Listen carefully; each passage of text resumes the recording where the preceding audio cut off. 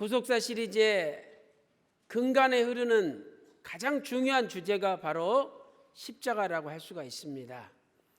저는 앞으로 이 사순절 기간 또 고난 주간까지 이 십자가를 주제로 원로 목사님께서 저술하신 구속사 시리즈에 나와 있는 십자가라는 테마를 중심으로 하나님의 말씀을 다 찾아서 이렇게 정리하면서 증거하는 시간을 갖도록 하겠습니다. 전체 주제는 십자가의 진수라는 주제입니다. 십자가의 진수. 이 진수란 말은 사물의 가장 중요한 본질적인 부분을 가리키죠. 사물의 가장 중요한 본질적인 부분이 진수입니다.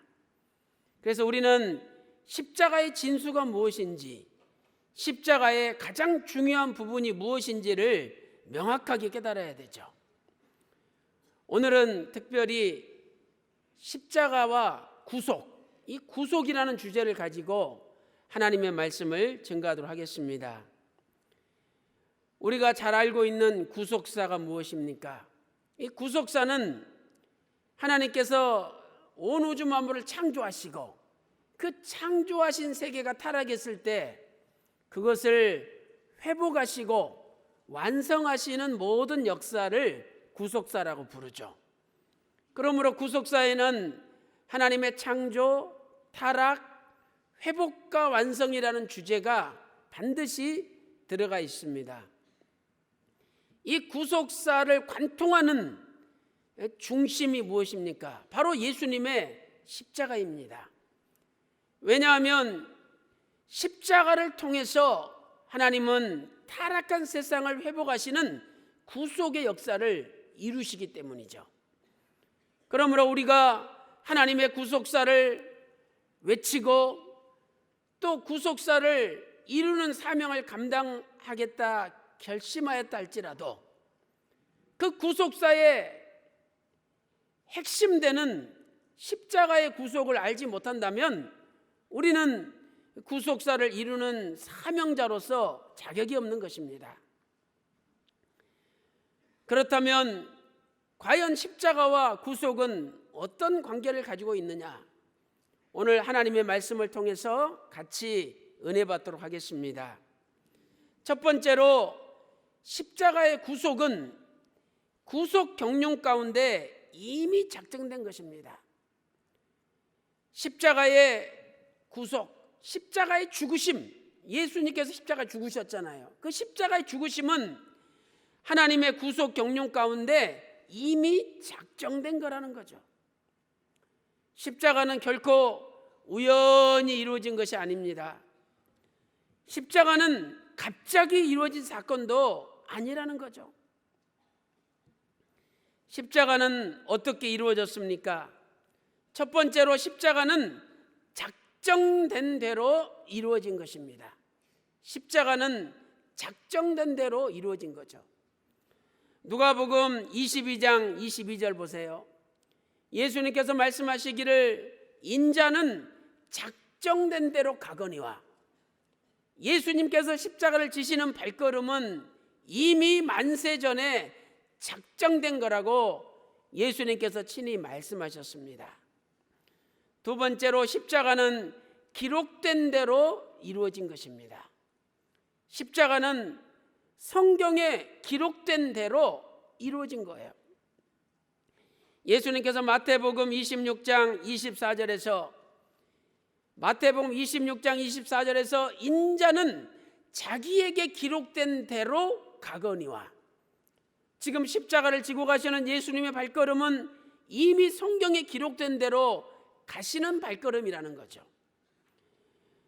고린도전서 15장 3절에서도 성경대로 그리스도께서 우리 죄를 위하여 죽으셨다라고 말씀하고 있습니다. 또한 누가복음 18장 31절에서도 예수님께서 선지자들로 기록된 대로 가시는 거라고 누가복음 18장 31절에 말씀하고 있습니다. 세 번째로 십자가는 필연적으로 이루어진 것입니다. 십자가는 작정된 대로 이루어진 것이죠. 십자가는 기록된 대로 이루어진 것이죠. 세 번째로 십자가는 필연적으로 이루어진 것이죠. 예수님께서는 마태복음에서 4번에 걸쳐서 본인이 십자가를 져야 된다고 미리 예언을 하셨습니다. 그 4군데를 살펴보면 마태복음 16장 21절부터 28절이죠. 두 번째가 마태복음 17장 22절부터 23절입니다. 세 번째는 마태복음 20장 17절부터 19절이죠. 네 번째는 마태복음 26장 1절 2절이 되겠습니다. 이렇게 예수님께서는 십자가를 예언하실 때마다 반드시 헬라어 데이라는 단어를 사용하셨습니다. 헬라어 데이. 이 데이는 틀림없다, 필연적이다 이런 뜻입니다. 틀림없다, 필연적이다. 그러므로 예수님의 십자가의 사건은 우연적으로 이루어진 것이 아니라 필연적인 사건이라고 성경은 말씀하고 있는 것이죠. 참고로 마태복음 16장 21절, 마가복음 8장 31절, 누가복음 9장 22절, 또한 누가복음 24장 7절을 살펴보면 알 수가 있습니다. 네 번째로 십자가는 아버지의 뜻대로 이루어진 것입니다. 십자가는 아버지의 뜻이에요. 예수님께서 겟세마네 동산에서 기도하셨죠. 아버지여, 나의 원대로 마옵시고 아버지 원대로 되기를 원하나이다. 그랬는데 예수님이 결국 십자가를 지셨죠. 십자가는 아버지의 뜻이었다는 거예요. 우리는 마태복음 26장 38절부터 42절, 누가복음 22장 44절에서 찾아볼 수가 있는 것입니다. 사랑하는 성도 여러분, 세상에 어느 부모가 남들을 구원하기 위하여 자기 자식을 죽이는 부모가 어디 있겠습니까? 심지어 자기 가족을 구하기 위하여 자기 자식을 죽이지도 않습니다. 그런데 성부 하나님께서는 우리 죄악된 인간들을 구원하시기 위하여 성자 하나님, 독생자 예수 그리스도를 십자가의 죽음으로 보내셨던 것입니다.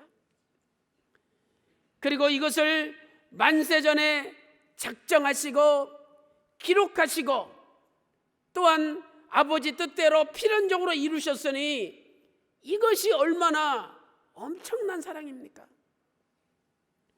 로마서 5장 8절에 우리가 아직 죄인 되었을 때에 그리스도께서 우리를 위하여 죽으심으로 하나님께서 우리에 대한 자기의 사랑을 확증하셨다라고 말씀하고 있습니다. 오늘도 예수님의 십자가를 바라볼 때마다 진심으로 나를 구원하신 그 구속의 사랑에 눈물 흘리며 감사하는 저와 여러분 되시기를 주님의 이름으로 축원합니다. 큰 두 번째로 십자가의 죽으심은 구속의 행위입니다.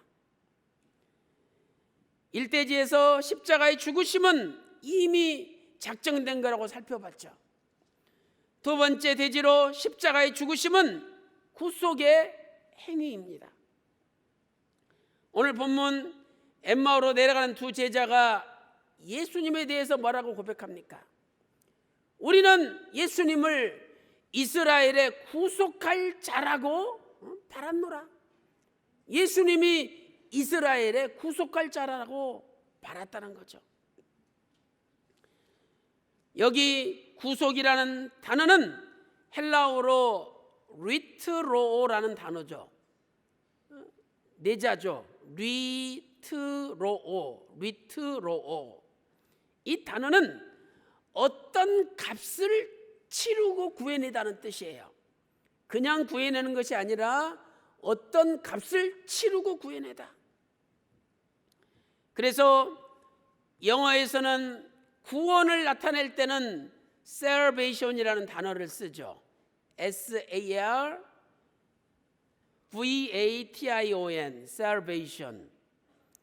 그러나 여기에는 값을 치르다는 의미가 부족해요. 값을 치르고 구해내다, 그것은 구속이라는 단어가 적합하죠. 구속은 영어로 redemption입니다. redemption, R-E-D-E-M-P-T-I-O-N, R-E-D-E-M-P-T-I-O-N, redemption.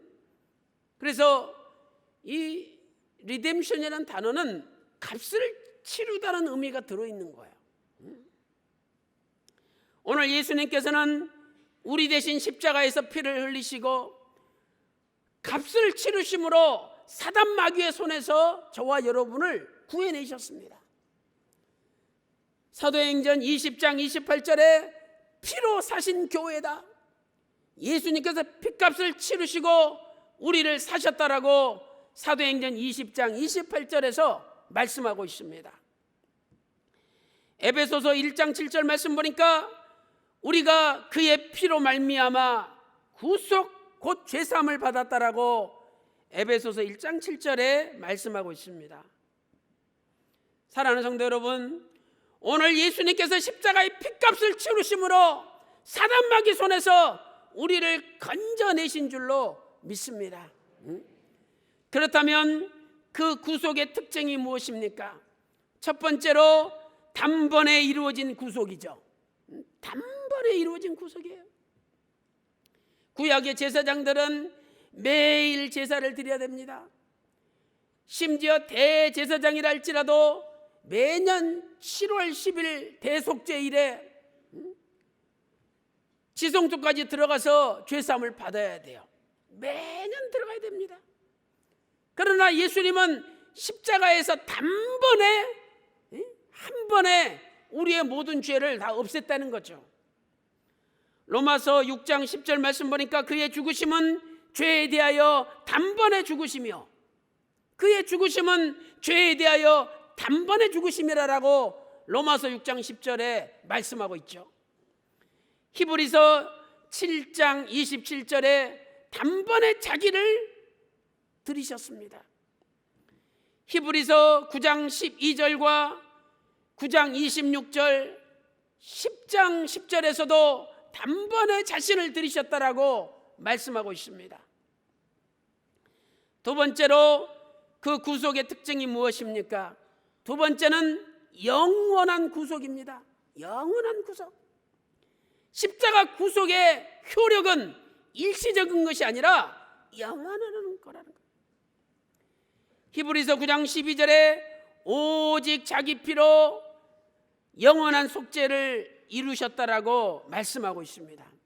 여기서 우리는 오직이라는 단어에 주목해야 되죠. 이것은 영원한 구속을 이루는 것은 예수님의 피 밖에는 없다는 거예요. 다른 어떤 것으로는 영원한 속죄가 이루어지지 않는다는 거예요. 히브리서 9장 12절에 영원한 속죄를 이루사 단번에 성소에 들어가셨느니라. 이 단번에란 단어는 헬라어로 에파팍스. 이것은 한 번으로 영원이라는 뜻입니다.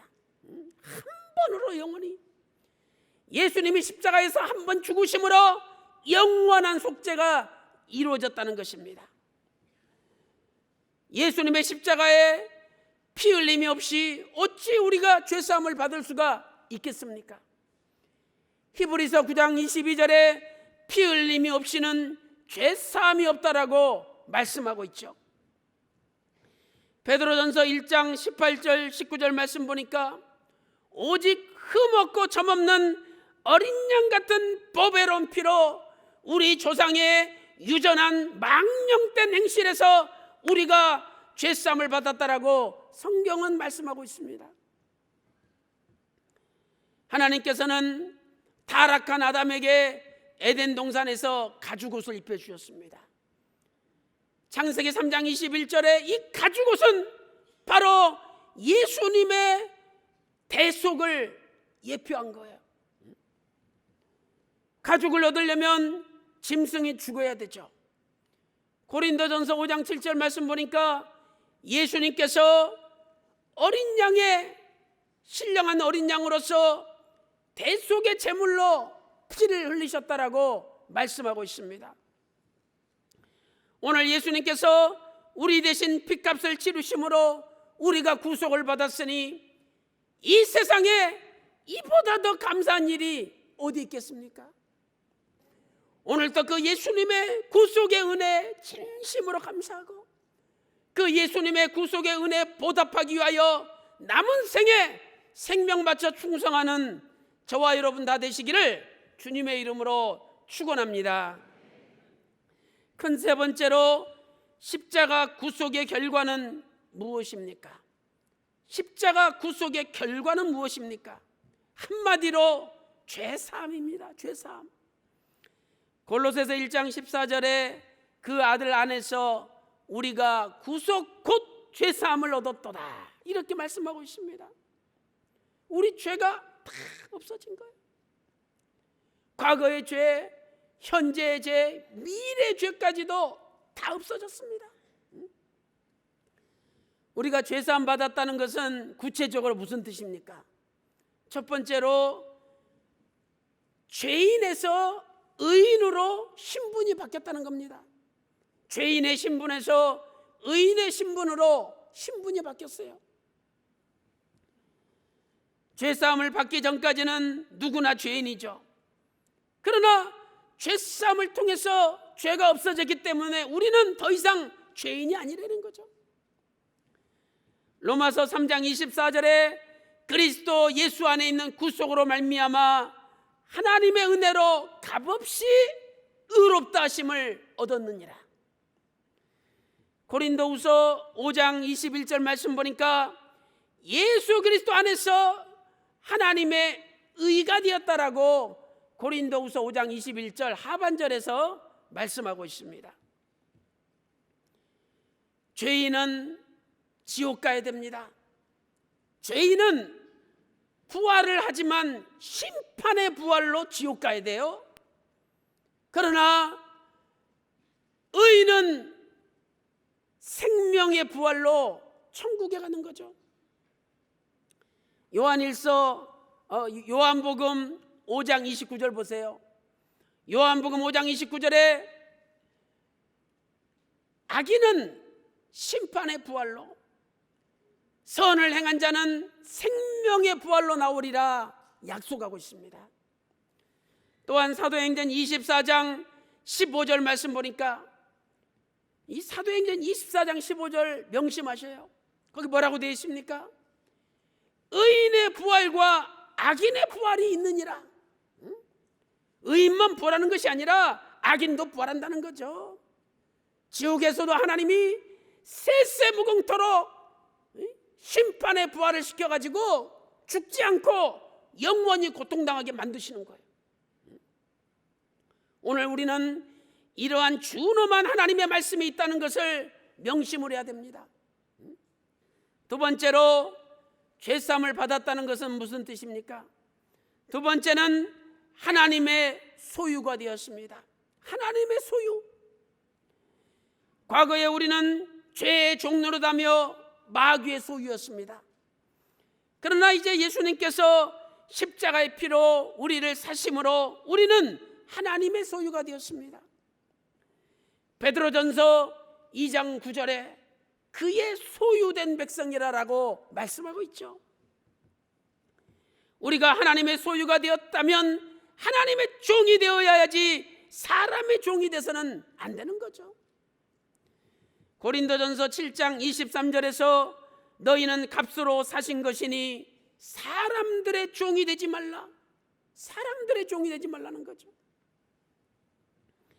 우리가 하나님의 소유가 되었다면 우리 몸으로 하나님께 영광을 돌려야 됩니다. 고린도전서 6장 19절 20절에 너희는 너희 것이 아니라 값으로 산 것이 되었으니 너희 몸으로 하나님께 영광을 돌리라 이렇게 말씀하고 있습니다. 세 번째, 죄사함을 받았다는 건 무슨 뜻입니까? 세 번째로 선한 일에 열심하는 친백성이 되었습니다. 선한 일에. 디도서 2장 14절 말씀 보세요. 예수님께서 우리를 대신하여 십자가에서 자신을 주셨죠. 그것은 모든 불법에서 우리를 구속하시고 깨끗하게 하사 선한 일에 열심하는 친백성이 되게 하려 하심이라. 디도서 2장 14절에 말씀하고 있습니다. 하나님이 원하시는 것은 선한 일에 열심하는 하나님의 가짜가 아니라 하나님의 친백성이 되기를 원하신다는 거예요. 여러분, 그렇다면 선한 일이 무엇입니까? 내가 어려운 사람 도와주고 가난한 사람 도와주고 병든 사람 도와주는 것도 선한 일이죠. 그러나 근본적인 선한 일이 무엇입니까? 바로 그것은 하나님의 일을 하는 것이 선한 일을 하는 것입니다. 하나님의 일.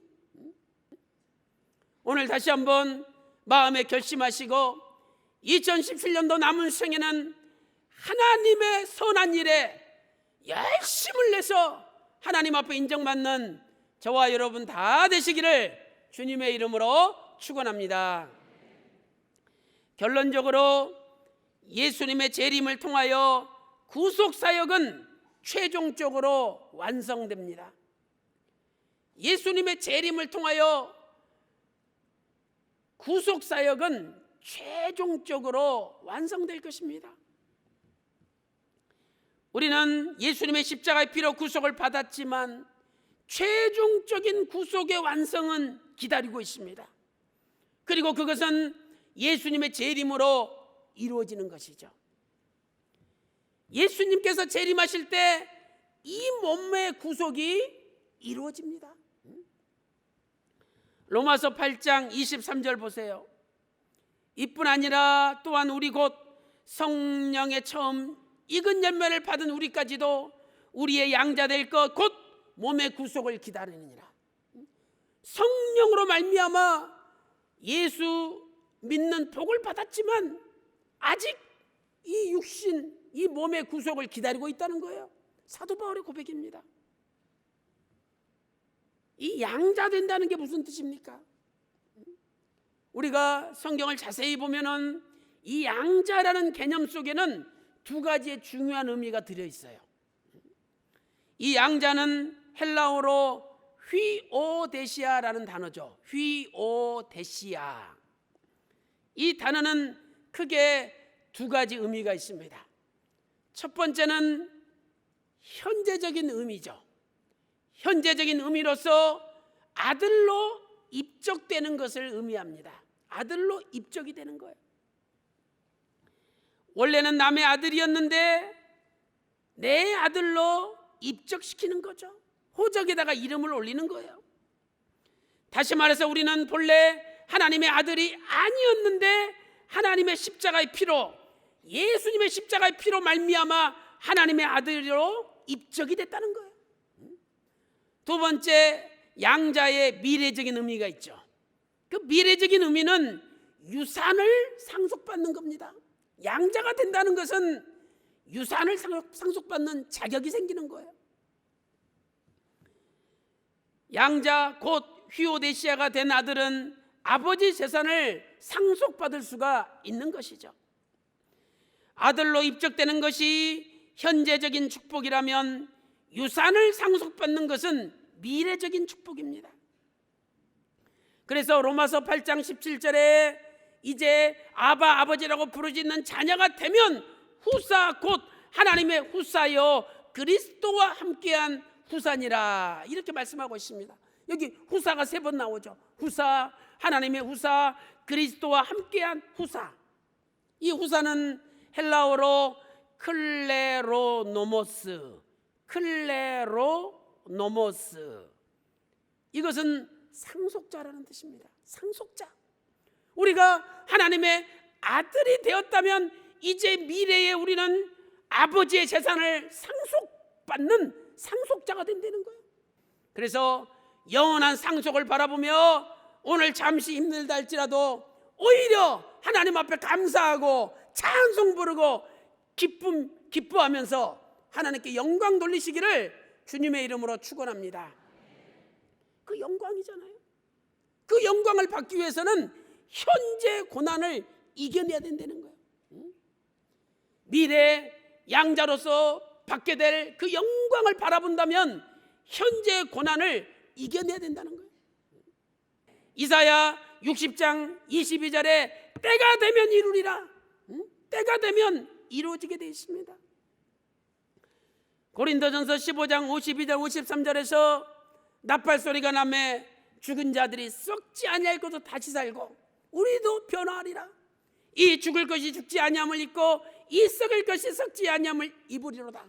바로 그때가 양자될 것, 몸의 구속이 이루어지는 때예요. 데살로니가전서 4장 16절 17절에 주께서 호령과 천사장의 소리와 하나님의 나팔로 친히 하늘로 쫓아 강림하시리니 나팔 소리가 나매 죽은 자들이 다시 살고 우리는 구름 속으로 끌어올려 공중에서 주를 영접하게 하시리니 그리하여 우리가 항상 주와 함께 있으리라. 바로 이 말씀이 이루어지는 때가 로마서 8장 23절에 양자될 것, 곧 우리 몸의 구속을 기다리느냐 하는 그 말씀이 이루어지는 때라는 거예요. 사랑하는 성도 여러분, 아담이 타락한 이후 하나님의 구속사는 한순간도 쉬지 않고 달려왔습니다. 이제 주님의 재림으로 우리 몸의 구속이 이루어지고 그 영광스러운 구속의 최후 완성이 성취되는 한날이 반드시 도래할 것입니다.